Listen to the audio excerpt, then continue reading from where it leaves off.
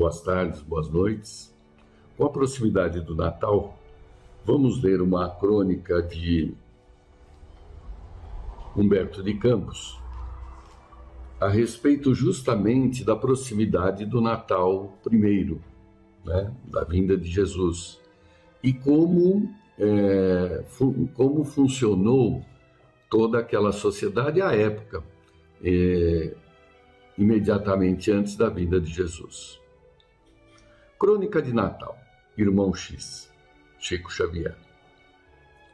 Desde a ascensão de Herodes, o Grande, que se fizera rei com o apoio dos romanos, não se falava na Palestina senão no Salvador que viria, enfim.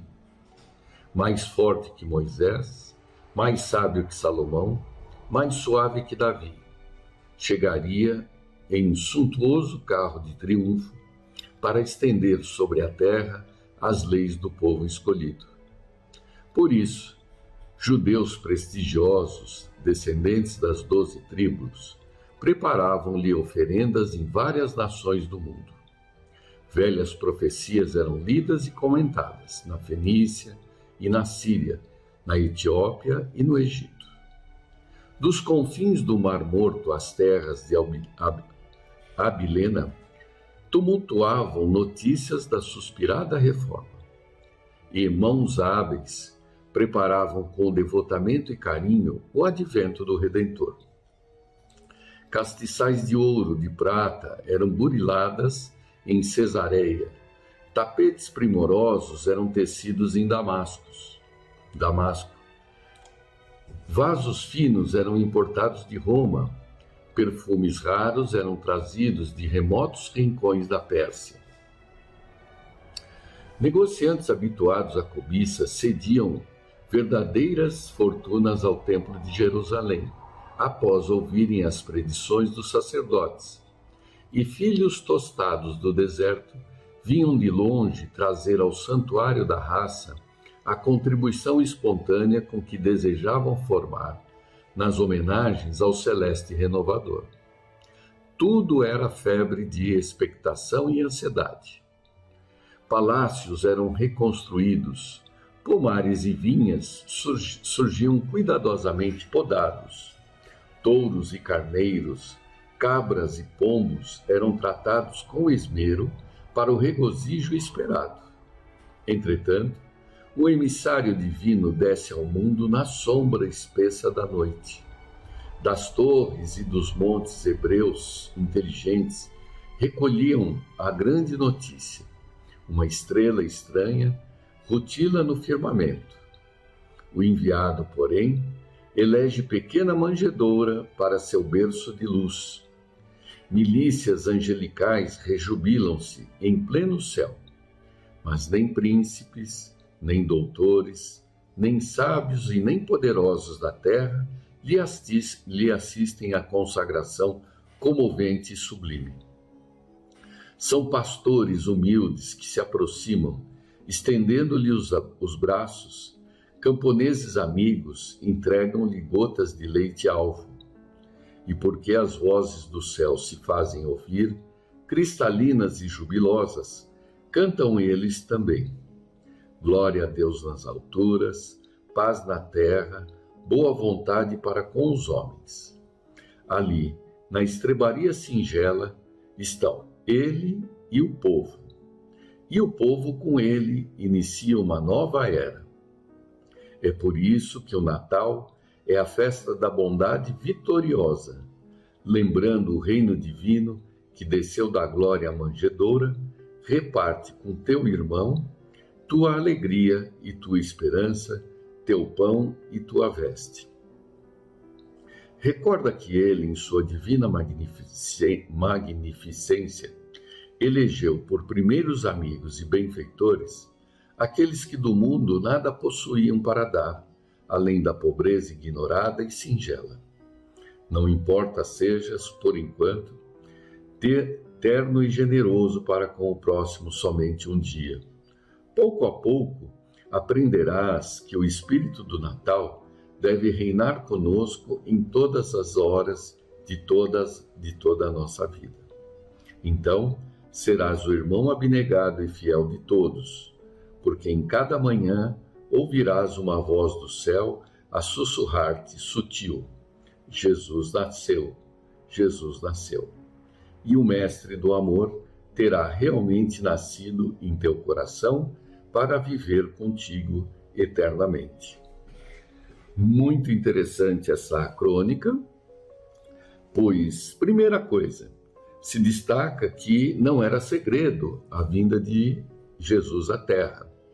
Porém, a forma de recepcioná-lo é que distinguia, né? Como nós ainda hoje temos o vício de nos apegarmos às aparências, esquecemos, né, que a obra de Deus, ela é íntima, ela é própria de cada um, né? Daí a importância de, nessa primeira lição de Jesus na Terra, que é a humildade do seu nascimento, imitarmos a sua postura, buscando sempre nos aproximar dos mais necessitados, porque também somos assim vistos em relação à evolução pela qual passamos. E para continuar, né, emendando, como vocês sabem, né, o Humberto de Campos, ele é autor do livro Coração do Mundo, Pátria Brasil, Coração do Mundo, Pátria do Evangelho, denotando que o Brasil hoje, né, no presente, representa a expectativa de Jesus justamente na implantação desse Natal diário na vida de todos os habitantes da Terra. E aproveitamos aqui para ler uma crônica de Bezerra de Menezes, se referindo justamente ao Brasil e se referindo ao que seria o toque de recolher, que ele chama a crônica. Por que toque de recolher? Porque é justamente essa união que é feita entre os cristãos do Brasil, né? Não só os espíritas, para que entendam que a vinda do novo milênio, né? Que a vinda do planeta de regeneração é algo muito semelhante à crônica que acabamos de ler, né? Que não deve ser acompanhada de exteriorizações, mas sim conquistada intimamente. Assim como Jesus veio à Terra na simplicidade, o planeta de regeneração também virá da mesma forma, sem trombetas, sem presentes, sem a aparência, e sim através da renovação. O toque de recolher, Bezerra de Menezes. Está escrito: seus anjos tocarão as trombetas, porque é chegada a hora santa do Senhor. As vozes do céu se farão ouvir, e todos os povos e todas as nações entoarão hosanas ao Senhor nas alturas. Lentamente, no pautar das comunhões fraternas, Ismael vai reunindo o rebanho e fortalecendo o coração do mundo, o Brasil, para que a vontade excelsa do Divino Mestre se manifeste em glória e saber por todos os séculos, em todo o orbe terrestre. E a paz descerá sobre os homens, que então falarão na linguagem dos anjos, e todos se entenderão por muitos se amarem. Assinalada a passagem natalícia do Pacto Áureo, ouvimos novamente o toque de reunir, para que os escolhidos de Ismael transmitam aos povos a necessidade de renovação moral, entendimento fraterno, sublimação dos sentimentos. A hora santa está presente. Povos e nações se digladiam. Preparam-se os dirigentes das instituições de Ismael para a tremenda responsabilidade de levarem a doutrina pura, em espírito e verdade, para os corações sofredores, que olham os céus e buscam nas estrelas distantes um raio de esperança para a grande dor de seus corações. Preparem-se como amigos escolhidos para que o triunfo do Senhor seja completo, na alegria e na dor. O segundo toque já foi desferido. Os anjos dos céus partem em todas as direções, baixados do infinito para erguer os corações caídos na tibieza dos costumes. Preparem-se na oração e na vigilância, pois esta é a hora sem limites, para que todos sintam a mensagem da fraternidade cristã. Glorificamos a realização de Ismael, que faz surgir o sol da liberdade para os corações envoltos nas sombras, faz desabrochar as flores do entendimento nos lares confinados na indiferença, e faz saltar a água viva do Evangelho para que a glória do Senhor não sofra a mácula do descuido. Por isto, saudamos os estados brasileiros que, sob a égide de Ismael, buscam a comunhão fraterna do amor divino, espalhando por seus dirigentes responsáveis a bênção do Espiritismo, dor consolador. E a responsabilidade individual vai crescendo e aumentando à medida que os clarões da verdade penetram e atingem os mais diversos âmbitos da grande nação brasileira. Irradiai, irmãos, o vosso amor. Irradiai incansavelmente os ensinos do Mestre, para que o coração do planeta possa sustentar todo o orbe que se assemelha ao corpo doente necessitado de novo sangue. Bendigamos ao Senhor e, unidos sob o seu amor, sintamos a bênção do momento presente quando for desferido o segundo toque. Pois bem, né? Então aqui Bezerra de Menezes traz claramente a responsabilidade daqueles que assumem praticar o Evangelho e o que significa isso para si próprio, para os que estão à nossa volta e para o mundo. Nós temos a felicidade de conhecermos, de termos esclarecimentos precisos sobre o momento vivido. Somos conscientes de tudo o que está acontecendo e, portanto, a responsabilidade é maior em não tropeçarmos nas próprias imperfeições e caminhar sempre na direção de Deus. Boas noites, boas tardes a todos. Até a próxima oportunidade.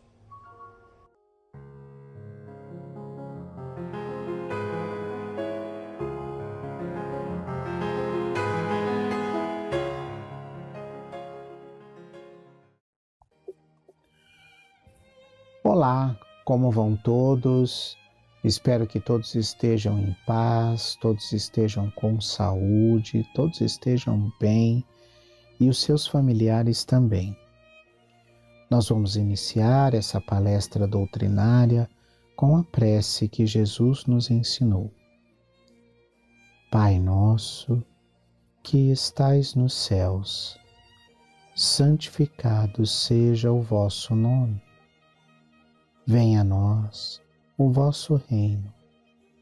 Seja feita, Pai, a tua vontade, assim na terra como nos céus.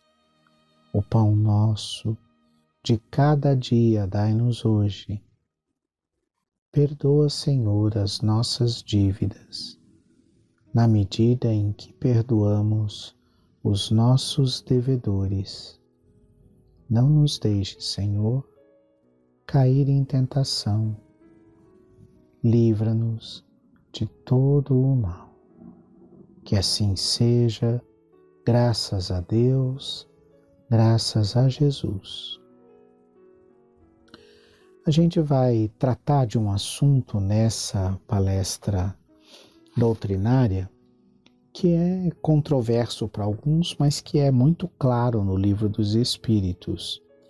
O assunto que a gente escolheu é espírito e matéria, nós vamos tratar das perguntas 21 até 25 do Livro dos Espíritos, onde ele trata das definições e das diferenças entre essas duas partes da criação de Deus.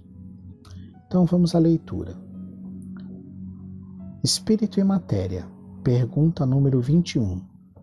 A matéria é de toda a eternidade como Deus, ou ela foi criada por Deus em algum tempo, em algum lugar? Só Deus o sabe. Entretanto, há uma coisa que a vossa razão deve vos indicar. É que Deus, modelo de amor e de caridade, jamais esteve inativo.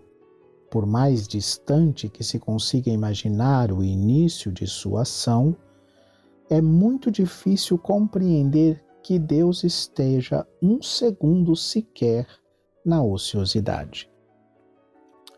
Então, o que a gente percebe, né?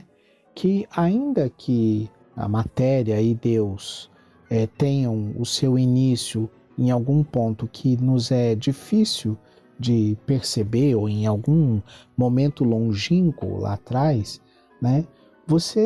A primeira coisa que você sabe é que Deus, sendo infinitamente justo e bom, Deus sendo o princípio de todas as coisas, você não consegue conceber o princípio de todas as coisas como sendo inerte, como está sem fazer nada, como parado, como se estou descansando aqui, né? Isso não existe. Então, Deus sempre esteve em atividade, e a atividade de Deus é criação, né? A atividade de Deus é a manutenção das energias desse universo criado. Então, a gente não consegue conceber Deus completamente na inatividade. Ele, estando em atividade, estaria criando, né? E é por isso que nos é tão difícil de precisar esse momento de criação da matéria. Pergunta número 22. Define-se geralmente a matéria, o que tem extensão, o que pode impressionar os nossos sentidos, o que é impenetrável. Essas definições são exatas? Resposta do Espírito. Do vosso ponto de vista, isso é exato, porque não falais senão segundo o que conheceis. Mas a matéria existe em estados que vos são desconhecidos. Pode ser, por exemplo, de tal modo etérea e sutil que não faça nenhuma impressão sobre vossos sentidos. Entretanto, é sempre matéria, embora para vós não o seja. Essa resposta, né, ela foi dada a Kardec lá no início dos trabalhos, há praticamente 160 anos atrás, vamos colocar assim para arredondar um número, né? E a ciência, a nossa ciência já evoluiu bastante nesse sentido. Então, por exemplo, hoje a gente conhece, por exemplo, a radiação, né? Que é um movimento da matéria, mas que é imperceptível aos nossos sentidos, né? A gente sabe das subpartículas atômicas, né? Então a gente sabe aí de 17 subpartículas atômicas que formam os prótons, nêutrons e elétrons, enquanto que à época dessa questão, o átomo ainda era considerado indivisível, né? Então não se imaginava uma partícula menor que pudesse constituir o átomo, né? Logo depois a gente descobriu os prótons, os nêutrons e os elétrons, e que aquele átomo que a gente imaginava ser maciço tinha bastante espaço entre eles. E a física quântica evoluiu, a gente cresceu, a gente melhorou, e evoluindo ainda mais a gente chegou em partículas muito menores, né? Das quais aí eu acredito que a mais famosa delas, né, é aquela que eles chamam de a partícula de Deus, né, ou o início de tudo, né. Essa peça tão pequena, né, que compõe a matéria, veio mostrar para a gente que uma boa parte daquilo que a gente pensa que é sólido no átomo, ele na verdade é espaço vazio, né? O átomo, que a gente concebe como átomo, ele tem mais de 90 e tantos por cento, quase 100% do espaço dele é espaço vazio, de pequenas partículas em movimentos tão rápidos que nos dão a impressão dessa solidez e dessa impenetrabilidade que Kardec define na pergunta. E é por isso que o Espírito diz que a matéria tem estados tão sutis e tão etéreos que não impressionam os nossos sentidos, né?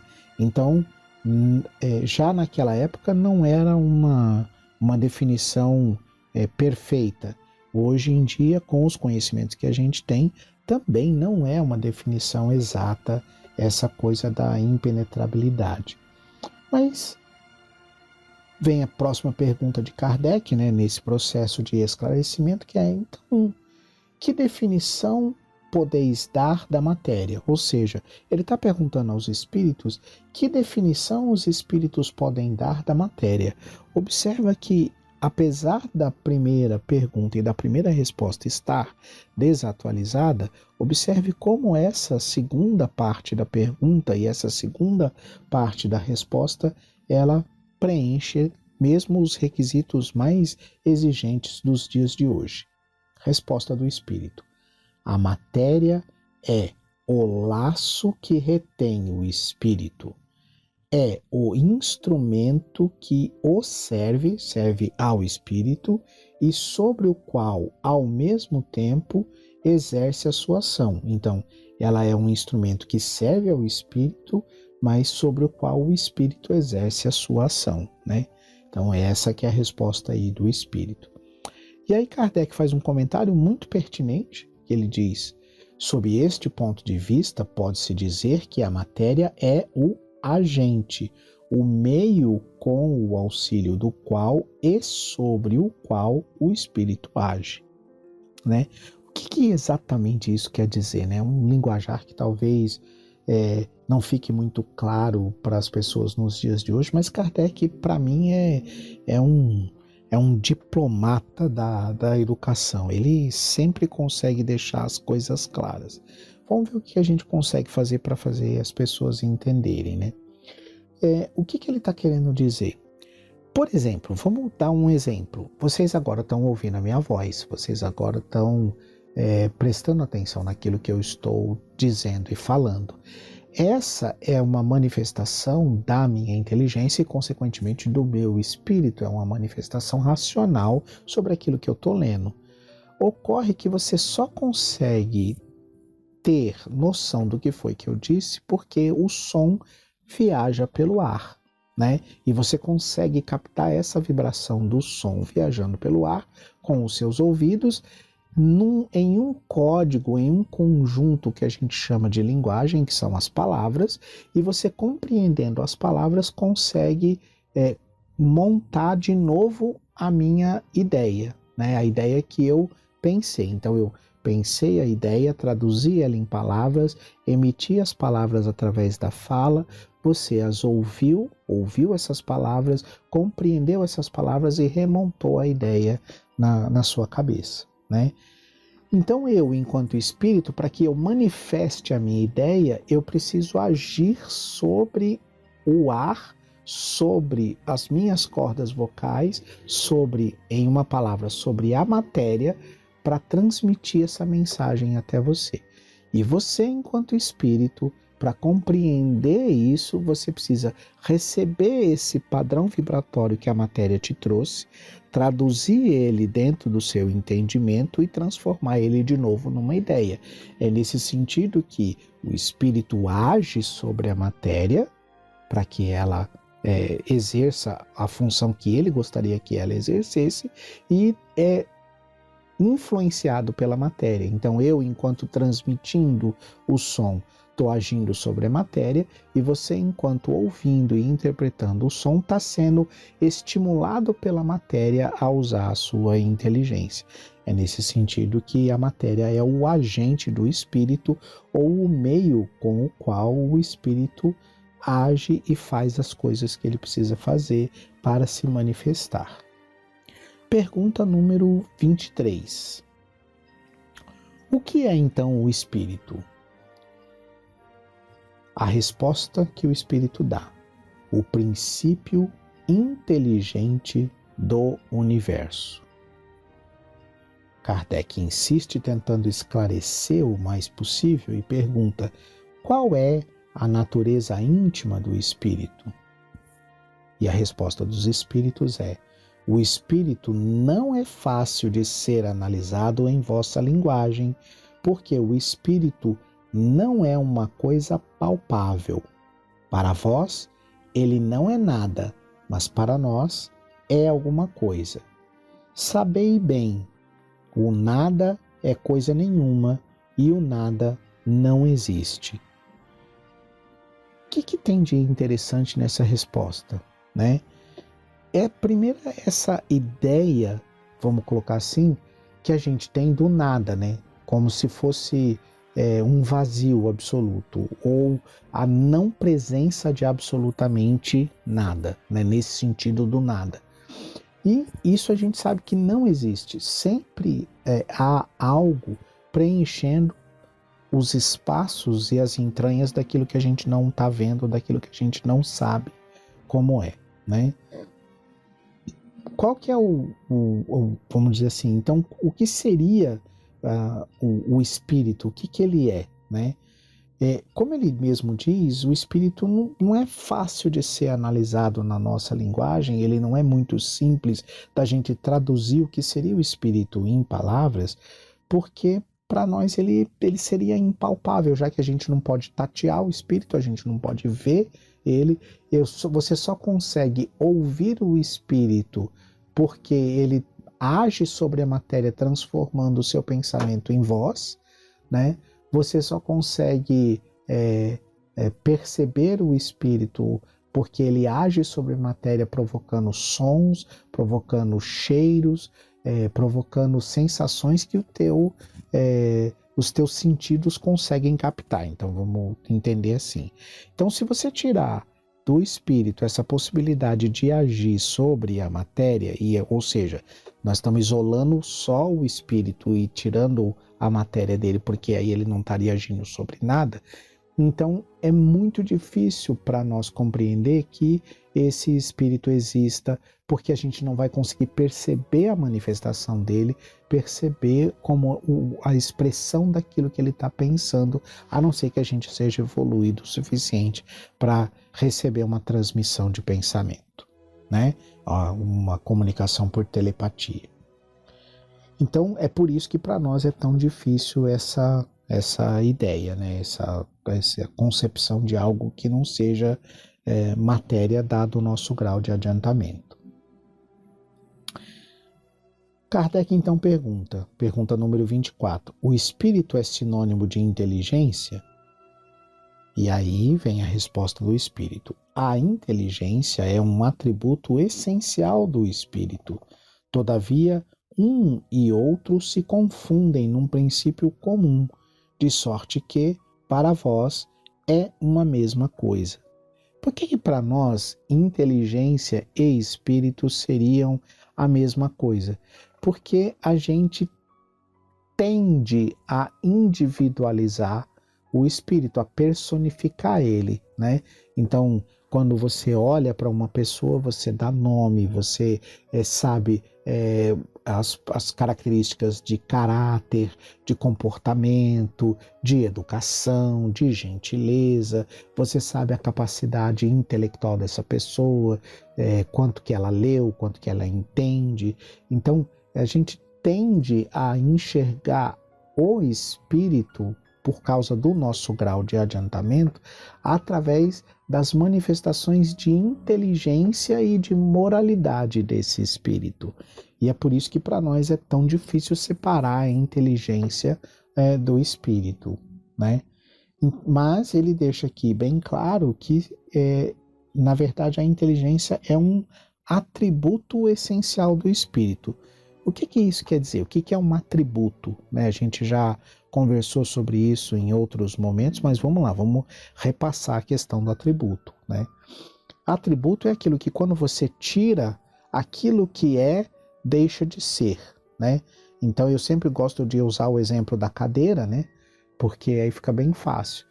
A cadeira é um objeto feito para sentar, mas se você tirar da cadeira a possibilidade de sentar nela, aquilo que sobra não é mais uma cadeira, né? Então, a possibilidade de sentar na cadeira é um atributo da cadeira. Assim é o espírito. Se você retirar do espírito a inteligência, é como se você retirasse dele a individualidade, a personalidade, os sentimentos, a memória. Você está retirando algo que é muito essencial e, consequentemente, aquilo que é muito essencial descaracteriza aquilo que ficou, né? Vamos então para a pergunta número 25, para a gente completar esse período de estudo. O espírito é independente da matéria ou não é senão uma propriedade dessa, como as cores são propriedade da luz e o som uma propriedade do ar? Resposta dos espíritos.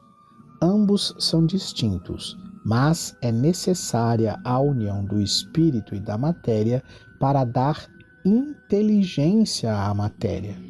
Esta união é igualmente necessária para a manifestação do espírito. Entendemos aqui por espírito o princípio da inteligência, abstração feita das individualidades designadas sob esse nome. Ela é necessária. Quem que é necessária? A união, né? Essa união entre o espírito e a matéria é necessária. Mas ela é necessária para quem? Ela é necessária para vós, porque não tendes organização para perceber o espírito sem a matéria. Vossos sentidos não são feitos para isso. Então vai naquela linha que eu estava comentando no início, de que a gente só consegue perceber o espírito, dado a limitação dos nossos sentidos, quando esse espírito se manifesta. Quando ele fala, quando ele escreve, quando ele faz algum gesto, quando ele tem alguma ação, né, de gentileza ou não, né? Então aí a gente consegue perceber o espírito. Mas devido à nossa dificuldade, à nossa inferioridade aqui do planeta, é que essa manifestação precisa acontecer através da matéria. Como eu comentei, se a gente tivesse a capacidade de ler e de transmitir as nossas ideias diretamente através do pensamento, coisa que a gente ainda vai conquistar, né? Muito provavelmente nós teríamos aí nós não teríamos essa necessidade. E é por isso que ele diz que a nossa organização não tem a capacidade de perceber o espírito sem a matéria, né? Por enquanto eu fico por aqui, nós vamos dar continuidade a esse processo de estudos do Espiritismo e a gente se vê, ou melhor, se ouve, né, na próxima palestra doutrinária. Eu me despeço de vocês, desejando a todos que vocês estejam em paz, que esses momentos de estudo tragam para vocês conscientização de quem vocês são, que vocês são espíritos, que nós somos espíritos eternos, né? E eu aguardo vocês no próximo momento de estudo. Eu encerro com a prece que Jesus nos ensinou. Pai nosso, que estais nos céus, santificado seja o vosso nome. Venha a nós o vosso reino. Seja feita, Pai, a tua vontade, assim na terra como nos céus. O pão nosso de cada dia dai-nos hoje. Perdoa, Senhor, as nossas dívidas, na medida em que perdoamos os nossos devedores. Não nos deixes cair em tentação. Livra-nos de todo o mal. Que assim seja, graças a Deus, graças a Jesus.